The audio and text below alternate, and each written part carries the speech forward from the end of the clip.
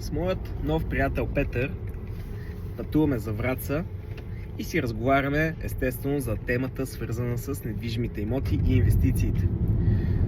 Доста хора смятат, че кредита или имотите са пасив, но това са едни войници, поне според моят опит, които работят денонощно и не се уморяват да работят за вас винаги. Няма събота, няма неделя. Те работят там винаги. Имотите как работят? Чрез инфлационните процеси. Винаги цените им се повишават.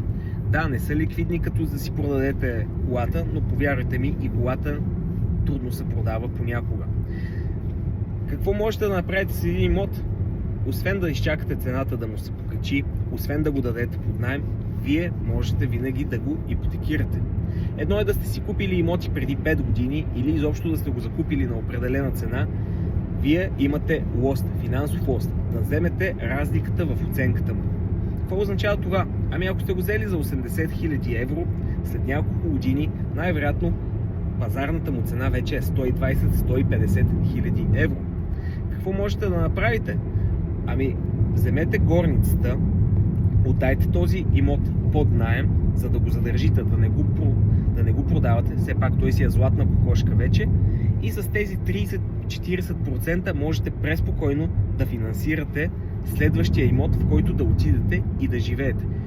Наемателите ще ви плащат ипотечния кредит, а вие отивате на друго, ново, по-съвършено, по-хубаво място, от което вече имате нужда.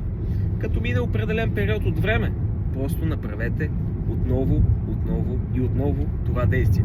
Аз го правя вече няколко години, но вече не се ограничавам само до апартаменти, гаражи, имам складови помещения, имам ново строителство, старо строителство, инвестиция в парцели, в къщи, изобщо цялата гама от недвижими имоти. Ако ти е интересно как можеш да печелиш пари от недвижими имоти, потърси ме. Ще си оставя телефонния номер тук в линка. Успех, ще се радвам да се запозная с нови готини хора.